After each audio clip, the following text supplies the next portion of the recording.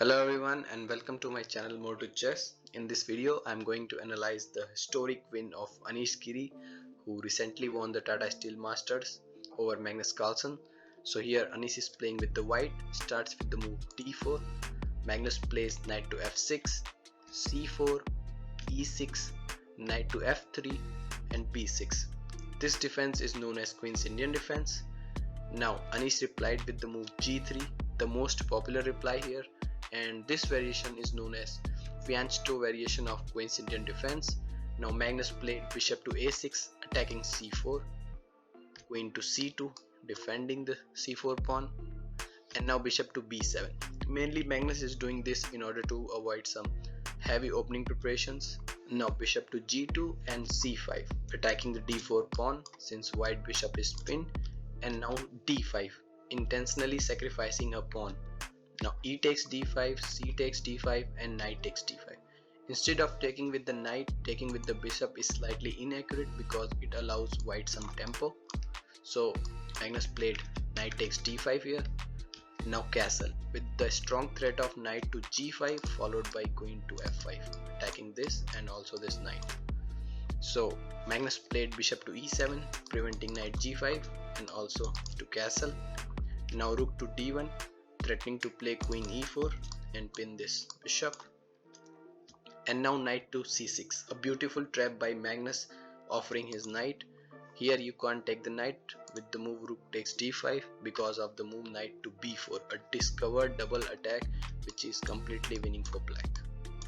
And that's why Anish did not take the knight here. Instead he played the move queen f5 threatening to take the knight again.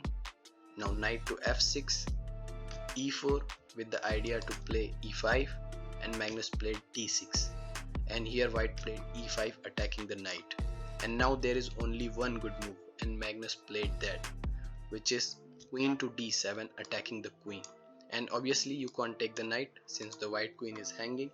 So here Anish played queen cross d7 check. Instead of queen cross d7, if you are wondering about the move queen to g5 here attacking both the knight and the g7 pawn, then it is a mistake because of the move h6. And now you cannot take the g7 pawn because after queen cross g7, rook h7 and the queen is trapped. And instead of taking the pawn, if white wants to play the move queen to f4, then g5 and black's pieces are much more active than that of white's. So here queen cross d7 check is the best move, and now knight takes d7, e takes d6 attacking the bishop, bishop to f6 and rook e1 check. Now practically it looks that white is much better, but according to the engines the position is completely equal.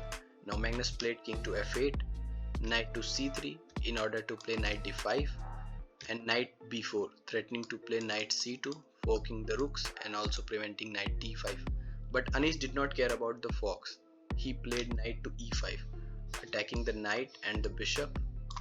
Now knight takes e5, bishop takes b7 attacking the rook, rook d8 threatening knight c2 and also threatening to take the pawn. Now rook to d1 defending it both, knight to c4 attacking the pawn twice, d7, knight to c2 attacking the rook, rook b1 defending, and now knight d4 again threatening to take the pawn, but this move allows white some counterplay chances with the move b4 which Anish played, and suddenly all of white's pieces are very much active compared to these of black's.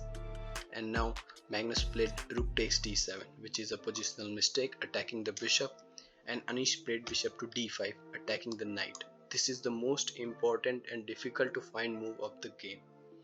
Now Magnus played knight to d6, b takes c5, b takes c5 and bishop a3 attacking the c5 pawn with the ideas of rook to b8, and with the series of forced move.